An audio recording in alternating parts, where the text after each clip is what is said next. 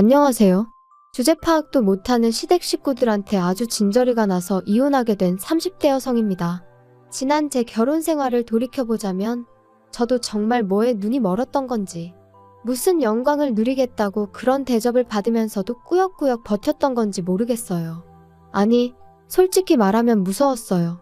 이혼을 한다는 게, 이혼녀가 된다는 게. 제가 얼마나 대단한 사람은 아니지만 그래도 학창 시절부터 결혼할 때까지 저를 부러워하는 친구들이 꽤 있었거든요. 그래서 제가 어디 가서 제 입으로 말은 안 했지만 그래도 나 정도면 괜찮은 인생이라고 생각했던 게 사실이에요. 이렇게 적고 나니까 스스로가 훨씬 한심하게 느껴져서 헛웃음이 다 나오네요. 남편하고는 미국에서 만났습니다. 저는 당시 회사 생활을 하다 뒤늦게 어학연수를 시작한 상황이었고 남편은 석사 과정을 밟고 있었죠. 그런데 저희가 있던 지역이 뉴욕이나 LA에 비해 한국 사람이 많지가 않았거든요.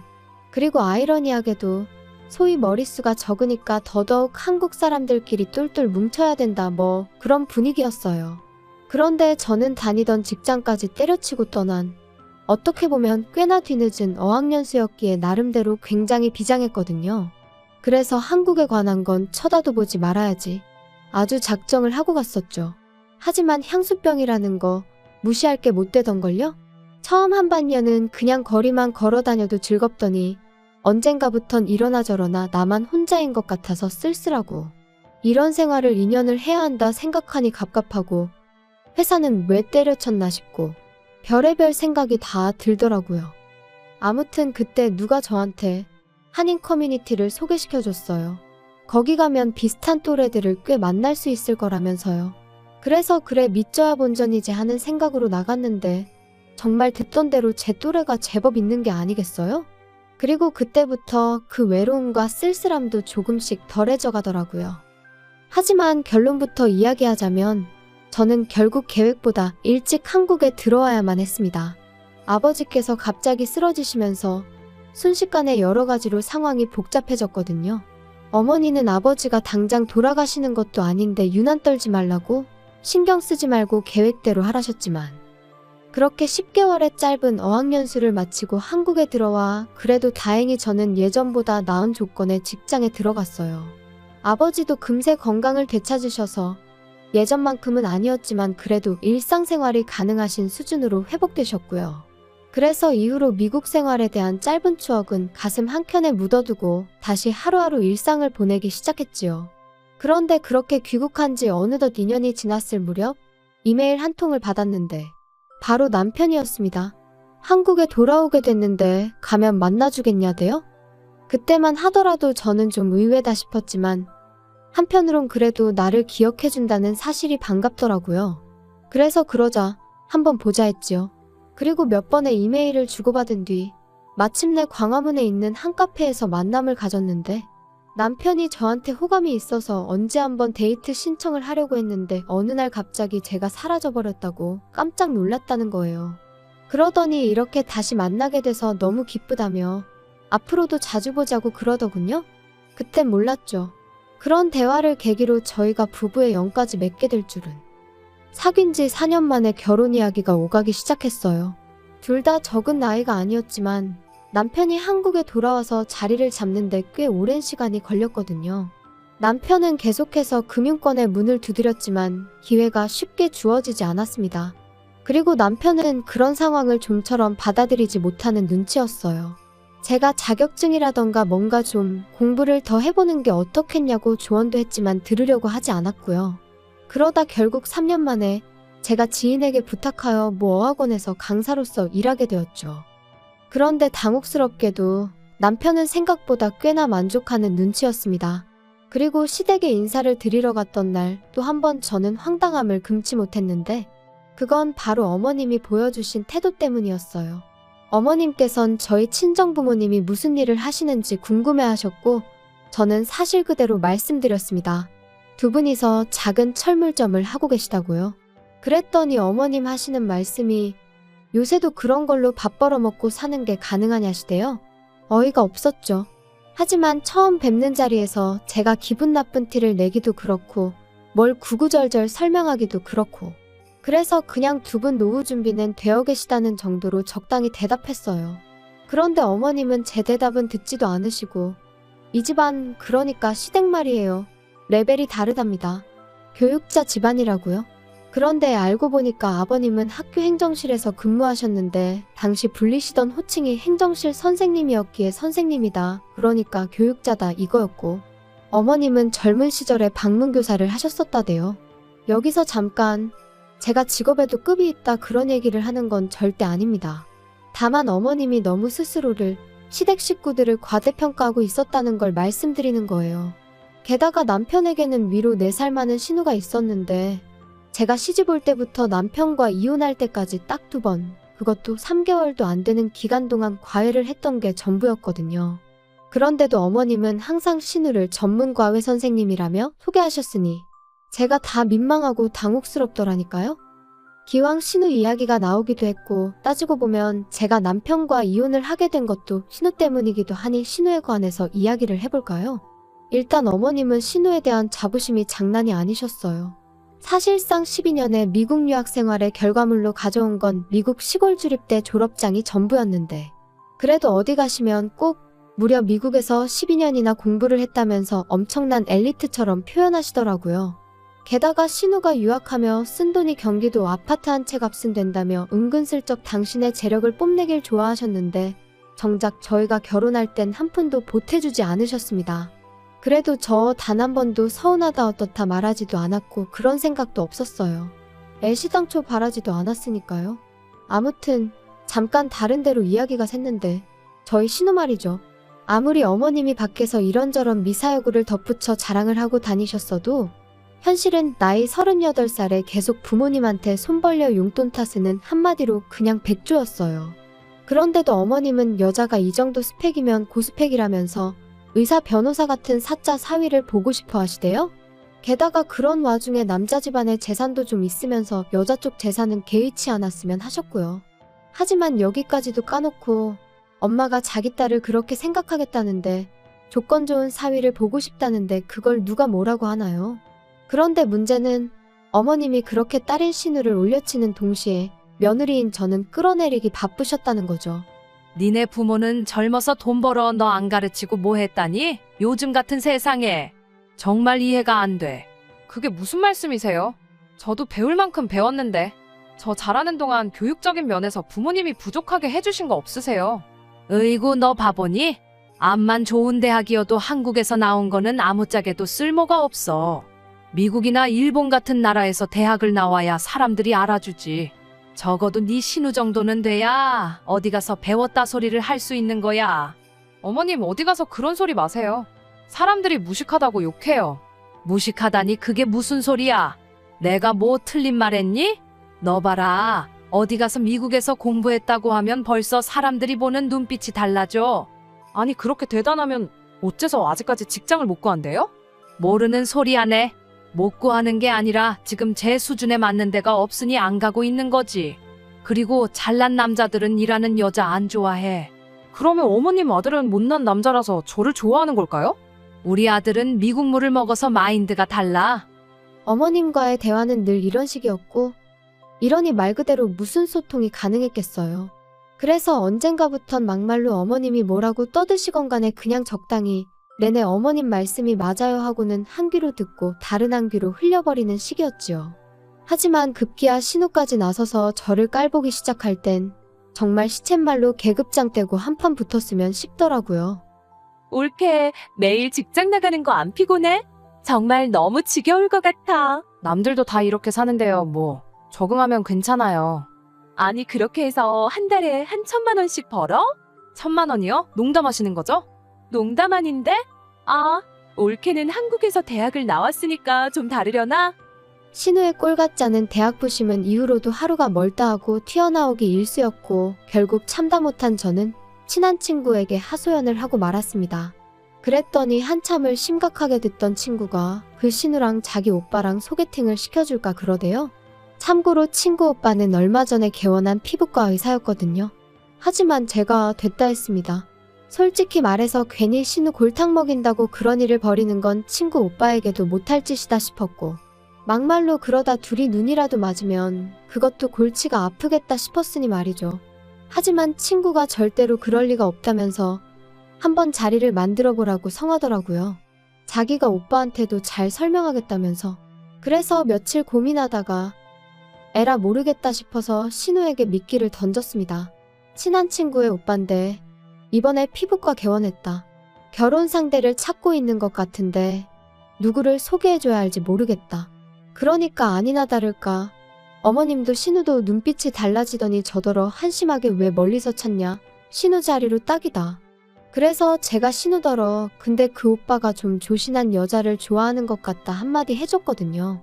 그랬더니 자기가 뭐가 어때서 남자 비위 맞춰주게 생겼냐고 저한테 한마디 쏘아붙이는데 진짜 저 근거 없는 자신감은 어디서 나오는 건지 짜증이 나대요. 아무튼 그렇게 두 사람이 만났는데 뭐 당연히 신우는 보기 좋게 차여서 집에 왔고 듣자 하니 아주 대성통곡을 했던 모양이에요. 신우가 또 미국에서 몇 년 살고 대학이 어떻고 하며 잘난 체를 해댔던 모양인데 그 친구 오빠도 미국에서 공부를 했었거든요. 그것도 꽤 유명한 학교에서요. 그러니까 아주 신우가 말하는 것마다 태클 걸고 한마디로 왕재수처럼 행동했던 모양입니다. 제 생각보다도 훨씬 못된 소리도 많이 한 것 같아서 솔직히 신우한테 조금 미안한 마음까지 생길 정도였다니까요.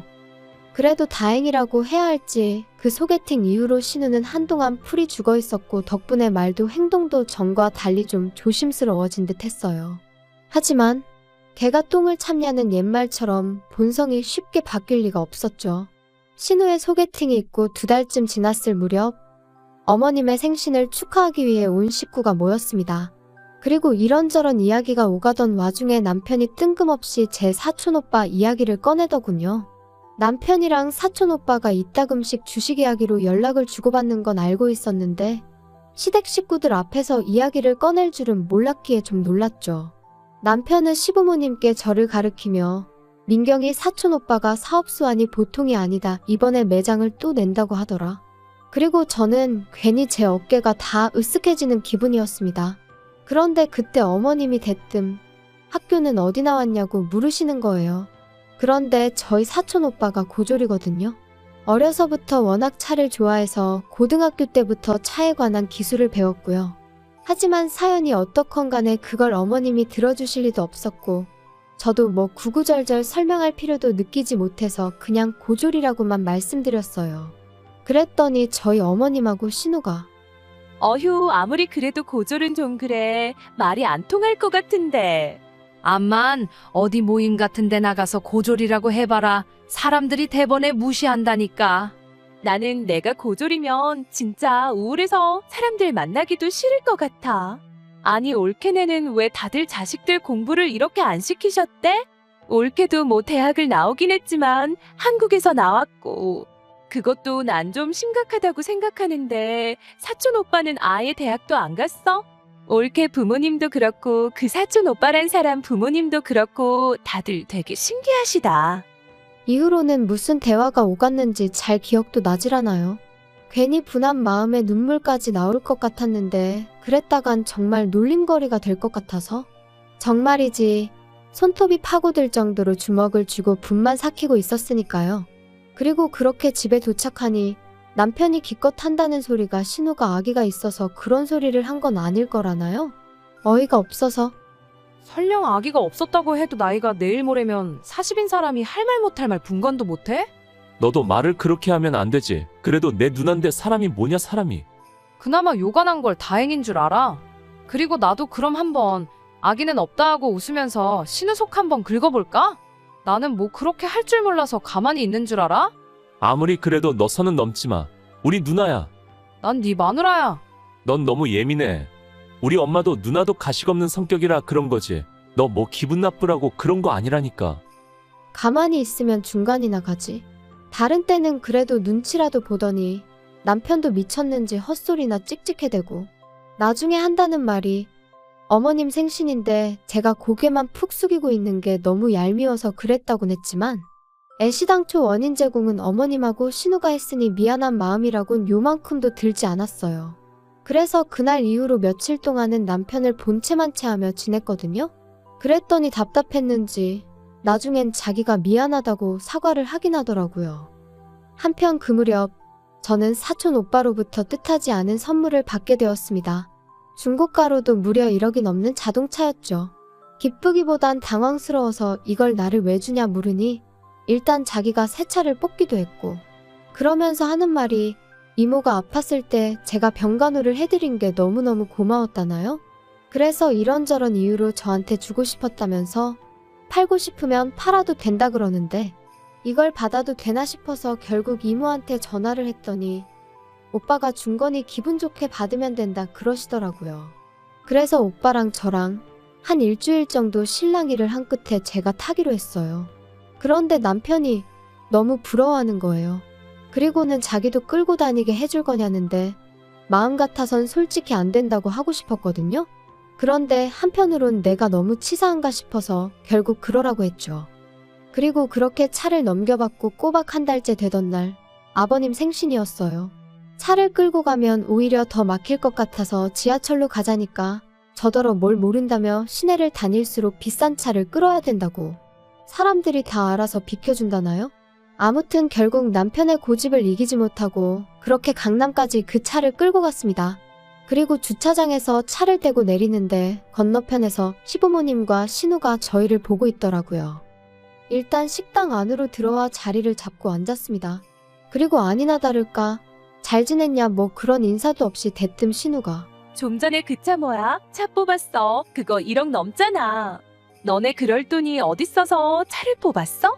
그럴 리가. 저번에 말한 민경이 사촌 오빠 그 형님이 주신 거야. 민경이한테 뭐 고마운 일이 있었다고 그래서 주셨다고 했는데 맞지? 뭐 그랬지. 신우의 눈이 휘둥그레해지더니 아니 그런 걸 막 줄 수 있는 정도로 돈을 잘 버냐고 묻더라고요. 그리고 저는 순간 지난번 일이 떠올라서 그렇다고 대답해버렸어요. 사실은 사실이었으니까요. 그러자 신우가 몇 살이냐 여자친구는 있냐? 그때부터 은근슬쩍 5만 가지 질문을 다 하대요. 그러더니 급기야 며칠 뒤 어머님이 저더러 따로 좀 만나자 하셔서 나갔더니 신우랑 둘이 나오셔서는 저희 사촌 오빠랑 신우랑 소개팅 자리를 만들어 보라고 하셨습니다. 솔직히 나이가 많은 게 마음에 걸리긴 하는데 그래도 뭐 들어보니까 네 신우 남편감으로 그럭저럭 괜찮은 것 같으니 자리 한번 만들어봐. 싫어요 어머님. 안 돼요. 제가 중간에서 너무 불편해질 것 같아요. 아니 네가 불편해질 게 뭐가 있니? 오히려 더 좋지. 괜히 이상한 집구석하고 얽히느니 겹사돈이 100배 1000배 낫지. 너 참 이상하다. 아유 어머님 진짜 저 곤란하게 왜 이러세요? 형님도 무슨 말 좀 해보세요. 아니 두 분 다 그렇게 학벌부터 보시더니 저희 사촌 오빠 고졸이라니까요? 고졸이나 마나 돈 잘 번다며. 그러니까 일단 한번 자리라도 만들어봐. 어머님 저 정말 못 들은 걸로 할게요. 그리고 저희 사촌 오빠 눈 높아요. 거기는 학벌만 안 보고 나머지를 다 따져요. 나머지를 다 따진다는 게 도대체 무슨 소리냐? 너 지금 네 신우가 학벌 말고 다른 건 다 뭐 별 볼 일 없다는 거야 뭐야? 제가 그런 걸 제 입으로 말씀드리기는 어렵고요. 차라리 결혼정보회사라던가 그런 데를 가보시면 어때요? 아무튼 사촌 오빠하고 자리를 만든다던가 그런 일은 못해요. 아셨죠? 그리고 저는 제가 그 정도로 거절을 했으면 어머님도 신우도 솔직히 자존심이 상해서라도 더는 말을 꺼내지 않을 줄 알았습니다. 하지만 웬걸요. 급기야 어머님께서 다름 아닌 제 친정어머니한테 연락을 드렸더군요. 그리고는 이모님 연락처를 물어보시면서 저를 며느리로 들인 후 학벌 좀 차이 나도 사는 데는 별 문제 없다는 걸 알게 되었다는 식으로 말씀을 하셨다나요? 그런데 저희 어머니 순간 우라가 치미셨던 모양입니다. 그도 그럴 것이 저도 어디다 말할 데가 마땅치 않으니 어머님이나 신우가 학벌 가지고 기분 나쁜 소리를 해댈 때마다 친정어머니한테 흉을 봤었거든요. 그리고 친정어머니 입장에선 당신 딴에는 충분히 가르칠 만큼 가르쳤다 생각한 딸이 툭하면 시어머니한테 신우한테 싫은 소리를 듣는다니 얼마나 마음이 상하셨겠어요. 그런데 어머님이 기어이 또 끝까지 학벌을 물고 늘어지듯 말씀을 하셨다니. 아무튼 저희 어머니께서 그럼 일단 그쪽 따님 조건 좀 들어보자고. 몇 살이냐, 회사는 어디 다니냐, 돈은 얼마나 버냐. 학벌 빼고 다 물어보셨던 모양이에요. 그리고 당연히 저희 어머님은 뭐 하나 제대로 대답을 하실 수가 없으셨으니 나중에는 약이 오르셨는지 젊은 남녀가 연애하는데 그딴 게 뭐가 중요하냐고 막 소리를 지르시더랍니다. 그런데 저희 어머니께서 그걸 아시는 분이 내 딸한테 그따위로 행동을 하셨냐고 또 받아치시고 그렇게 두 분이 수화기 너머로 대판 싸우셨더라고요. 그리고 그날 밤 남편이 저더러 장모님한테 말씀드려서 먼저 사과하시게 하라 했습니다. 어머님께선 싸우려고 건 전화가 아니셨는데 저희 어머니가 너무 예민하게 반응을 하셔서 상황이 이렇게 된 거니까 전적으로 저희 어머니 책임이라면서 말이에요. 하지만 제 생각은 달랐습니다. 막무가내로 사돈한테 전화해서는 끝까지 학벌을 운운하신 어머님이 이상하신 거다. 그리고 당신은 걸핏하면 의도가 어쩌고 하는데 오해받을 소리를 골라서 하는 것도 대단한 재주라고 비꼬아 버렸네요. 그랬더니 남편이 저더러 신보가 고약하다면서 혹시 자기 누나한테 자격지심 같은 거 있냐 그러는데 어이가 없어서 저도 더는 못 참겠다 싶어서 내가 미쳤냐고 그 나이 먹고 부모 등골이나 빨아먹는 네 누나가 내가 뭐가 아쉬워서 자격지심을 갖겠냐 했습니다.